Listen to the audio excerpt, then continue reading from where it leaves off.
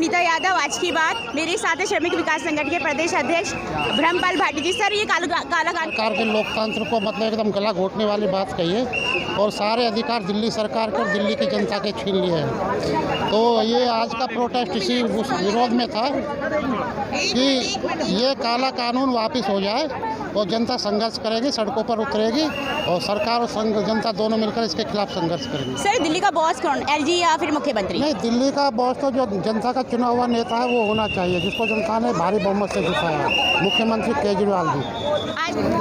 आज की बात, मैं नीता यादव। मेरे साथ है कल्याणपुरी के नवनिर्वाचित निगम पार्षद धीरेन्द्र कुमार बंटी गौतम जी। सर, मैं पूछना चाहूँगी, जो केंद्र सरकार ने काला कानून पास किया, इसके बारे में आप क्या कहना चाहोगे, जो इतनी पब्लिक भी आई है हमारी पार्टी के कार्यकर्ता?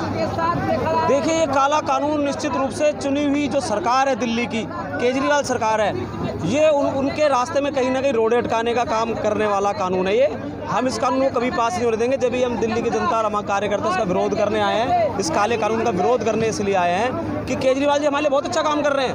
वो हमें फ्री शिक्षा दे रहे हैं, फ्री बिजली, फ्री पानी, स्वास्थ्य, महिला सुरक्षा, सीसीटीवी कैमरे, वाईफाई, ये सब चीज़ें हमें फ्री मिल रही है। हमें दिल्ली वालों को बहुत फ़ायदा मिल रहा है, जिसका नतीजा ये रहा कि 5 में से 4 सीटें हम जीत के आए। बीजेपी को हमने 0 कर दिया।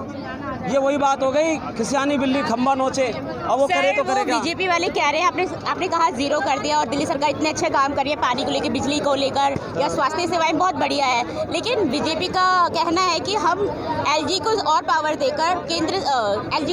देकर दिल्ली सरकार और एलजी के बीच में तालमेल बिठाकर दिल्ली वासियों का और विकास करना चाहते हैं। तो क्या ये बात सही है या पीछे के दरवाजे से ये सत्ता हथियाना चाहती है? देखिए, तालमेल का मतलब होता है लोगों के लिए काम करना, विकास करना। ये कैसा तालमेल था 3 साल पहले कि उन्होंने सीसीटीवी कैमरे की फाइल ही रोक दी थी। अरे, महिला सुरक्षा इतना बड़ा इशू है इस देश के अंदर, इस दिल्ली के अंदर, उन्होंने सीसीटीवी कैमरे की फाइल जो है पास नहीं करी, तो हमारे चुने हुए मुख्यमंत्री जाके उनके राजभवन में धरना देना पड़ा, तब जाके फाइलें पास हुई। तो फाइलें अटकाने का काम करते हैं, हमारे काम रोकने का काम करते हैं। डोर स्टेप डिलीवरी रोकने का काम उन्होंने किया एलजी साहब ने। वो कैसे तालमेल बिठाएंगे, आपको पता है? सर, मेरा आखिरी क्वेश्चन है, दिल्ली का बॉस कौन, एलजी या मुख्यमंत्री? देखिए, दिल्ली का बॉस वही होगा जिसको जनता जिताएगी और जिसको वोट देगी। दिल्ली का बॉस वो नहीं होगा जिसको जनता वोट नहीं देती है। बहुत बहुत धन्यवाद सर। मेरे साथ है लोकसभा अध्यक्ष योगेश जी। सर, मैं आपसे पूछना चाहूँगी, जो ये केंद्र सरकार ने काला कानून पास किया है, इसके बारे में क्या कहना चाहेंगे? देखिए, ये सरासर अलोकतांत्रिक है। जब जनता ने अपना एक प्रतिनिधि चुना, एक मुख्यमंत्री चुना, वोट के अधिकार से चुना, सुप्रीम कोर्ट ने उसको सही माना और सुप्रीम कोर्ट ने कहा कि भाई जो मुख्यमंत्री चुना हुआ है वही सारे नियम और सिस्टम बनाएगा। उसके बाद इस तरह की चीज़ें, एक दमनकारी नीतियाँ हैं ये सर बीजेपी की, और लिटरली केंद्र सरकार नहीं चाहती कि दिल्ली के लोगों का भला हो। और दिल्ली में जो योजनाएं दिल्ली सरकार ने चलाई हैं, वो सारी योजनाएं दिल्ली के भले के लिए, दिल्ली के विकास के लिए, उस विकास को ये रोकना चाहती है। सर, जैसे आपने कहा, ये जो केंद्र सरकार है ये दिल्ली के विकास को रोकना चाहती है और 239A क्लॉज 6 में भी लिखा है कि ज़मीन, पुलिस और पब्लिक मुद्दे जो हैं वो केंद्र सरकार के अंडर में रहेंगे, बाकी मुद्दे जो है वो दिल्ली सरकार के अंडर में रहेंगे।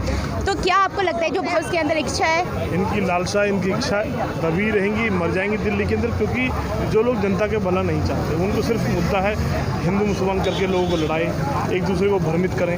लेकिन जो आदमी काम कर रहा है, जो गरीबों की सेवा कर रहा है, चाहे वो स्कूल के माध्यम से, अस्पताल के माध्यम से, दवाइयों के माध्यम से, तीर्थ यात्रा, तमाम योजनाएं दिल्ली में ऐसे कोई जानते, बिजली, पानी, ऐसी योजनाओं के जहाँ हर गरीब को फ़ायदा हो रहा है। हर गरीब के घर में 5 से 10 हज़ार रुपये महीने का बच रहा है। ये लोग परेशान हैं कि इतनी अच्छी योजनाएं ये चला कैसे रहे हैं, और फिर भी दिल्ली फ़ायदे में। सर, आप कह रहे हो कि ये दिल्ली सरकार इतनी सारी योजनाएं चला रही है, तो भाजपा सरकार भी कह रही है कि हम भी तालमेल बिठाना चाहते हैं, एलजी को इसलिए पावर दे रहे हैं। तो दिल्ली सरकार और एलजी में तालमेल बिठाने के लिए अमेंडमेंट पास किया गया है, तो क्या ये सच है?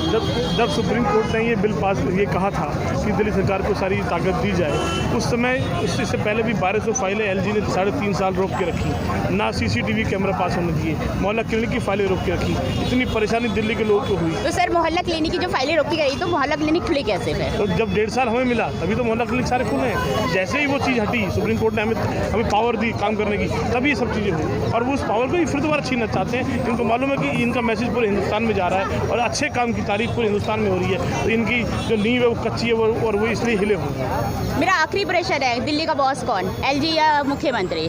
दिल्ली की बॉस दिल्ली की जनता है और दिल्ली का सेवक अरविंद केजरीवाल, जिन्होंने दिल्ली की बॉस ने दिल्ली के सेवक को चुना है, तो अरविंद केजरीवाल वो सेवक हैं, तो दिल्ली की बॉस जनता ने। लेकिन सर संविधान में तो लिखा है कि जो केंद्र सरकार है वो दिल्ली की सरकार मानी जाती है, दिल्ली पर उसका कब्जा होता है, तो कैसे मुख्यमंत्री होंगे, कैसे? क्योंकि संविधान में तो इतना प्रावधान है नहीं, क्योंकि वो यूनियन टेरिटरी है, केंद्र शासित प्रदेश है, तो इधर तो केंद्र की सत्ता चलेगी, तो कैसे आप मुख्यमंत्री, कैसे धरना प्रदर्शन के द्वारा क्या पावर पालेंगे? देखिए, क्योंकि अगर कोई भी सरकार, अगर वो जनता की बनाई हुई सरकार है, वो जनता का दमन करेगी तो उसका पतन निश्चित, आज नहीं तो होना कल है। ना तो ये हमारे स्कूलों में काम करने दे रहे हैं, ना इन्होंने यूनिवर्सिटी को बदलाव किया है। हमारे बच्चे जिनका मात्र 15% यहाँ पर मतलब 15 और तमाम स्टेटों के अंदर 75% वहाँ के बच्चों का, लोकल बच्चों का, उनके स्टेट के बच्चों का वहाँ पर रिजर्वेशन होता है। यहाँ दिल्ली में ऐसा कुछ नहीं, दिल्ली के बच्चे दर की दर ठोकर खाते हैं, पैसे देते हैं, बहुत बुरा हाल है। दिल्ली की यूनिवर्सिटी में बुरा हाल है, बच्चों की उनके नौकरी को बुरा हाल है केंद्र की वजह से। तो हम उस चीज़ को चाहते हैं कि बदलाव हो, दिल्ली कंप्लीट स्टेट हो, ये हमारी मांग थी और मांग रहेगी। मेरे साथ है योगेश जी, जिन्होंने कहा दिल्ली में है दिल्ली की मुख्यमंत्री की।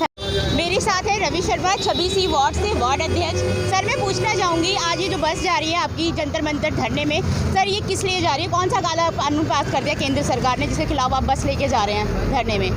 ये जो केंद्र सरकार है ये चाहती है कि जो दिल्ली सरकार है उसको कोई कानूनी उसके हाथ में कोई शक्ति ना रहे और सारा केंद्र सरकार करे। अगर केंद्र को ही करना है तो क्यों मुख्यमंत्री चुने जाते हैं हमारे, क्यों हमारे विधायक बनाए जा रहे हैं? तो चुनाव ही नहीं कराना चाहिए, न राष्ट्रपति शासन लगाएं और अपना काम कराएं। अगर हम विधायक चुन रहे हैं, जनता हमें चुन के भेज रही है, हमारे नेताओं को भेज रही है, तो काम उनके हाथ में ही होना चाहिए। ये चाहते हैं केंद्र वाले कि कोई भी काम अगर एमएलए करेगा तो उसकी परमिशन हमें एलजी से लेनी पड़ेगी, जबकि हम वो चाहते हैं, किसी भी राज्य में नहीं है। सर मेरा क्वेश्चन है कि दिल्ली जो है वो यूनियन टेरिटरी, एक केंद्र शासित प्रदेश है, तो इसमें तो एलजी का ही शासन होना चाहिए, तो क्यों मतलब एक तालमेल के साथ क्यों नहीं दिल्ली चल रही है और ये फंस क्यों रही है एलजी और दिल्ली सरकार के बीच में? देखो, केंद्र सरकार का बहुत बड़ा इसमें हस्तक्षेप है। वो नहीं चाहती कि केजरीवाल सरकार कुछ अच्छे काम करें। अगर हम दिल्ली में अच्छे काम करेंगे तो हम पूरी देश के अंदर हमारी आम आदमी पार्टी की सरकार आएगी और 100% आएगी। ये कितना ही रोक लें, हम जब भी आएंगे, यूपी में भी आएंगे, उत्तराखंड में भी आएंगे और पंजाब में भी आएंगे, सभी स्टेटों में आएंगे हम लोग। कहूँगी यहाँ पर बैठे एक आम आदमी पार्टी के कार्यकर्ता हैं कि यहाँ पर दिल्ली का बॉस कौन, मुख्यमंत्री या एलजी? यहाँ का मैं सुशीला चौहान, गांधीनगर विधानसभा। मैं पीएम मोदी से पूछना चाहती हूँ कि जो हमारे सीएम को पावर दी गई थी उसके खिलाफ क्यों डर गए हैं, या ये हमारे जैसे अब चुनाव हुए हैं एमसीडी के, उसमें 4 सीटें हमारी आम आदमी पार्टी को आई हैं, उससे डरे हैं, या फिर जो हमारा जो बजट पास कर गया है देशभक्ति, उससे डरे हैं? मैं पीएम मोदी से सीधी ये बात करना चाहती हूँ, आखिर वो चाहते क्या हैं?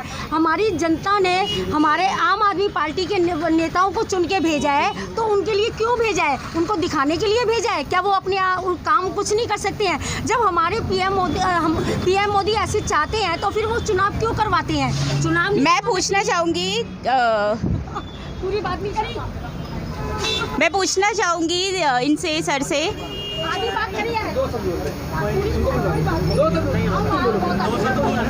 पार्टी से मंडल अध्यक्ष है गांधीनगर से, मैं इनसे पूछना चाहूँगी क्या भाजपा डर गई है, वो सत्ता हाथी आने के लिए कुछ भी काला कानून पास करे? आप क्या कहेंगे इस बारे में? मोहिता जी, आप बिल्कुल सही कह रही हैं कि जब से हमारी ये सीटें आई हैं 4 और बीजेपी का सुपड़ा साफ हो गया है, तब से ये डरे हैं। और ये काला कानून जो लेके आए वो इसीलिए लेके आए कि हमारे केजरीवाल जी जो उन्होंने बिजली फ्री करी है, बसें फ्री करी हैं, इनको फ्री खत्म हो जाए, इसलिए इन्होंने ऐसा कहा। क्या नाम है? मेरा नाम महावीर सिंह है। सर मैं पूछना चाहूँगी जो धरना प्रदर्शन हो रहा है, जो काला कानून, असंवैधानिक कानून पास किया गया है, इसके बारे में आप क्या बोलेंगे? क्या ये सही है? नहीं, जो काला कानून है वो मेरे हिसाब से सही नहीं है। और सेंट्रल गवर्नमेंट को क्या है कि दिल्ली स्टेट को, जो दिल्ली स्टेट हमारी, केजरीवाल जी को उनके पूरे अधिकार देने चाहिए।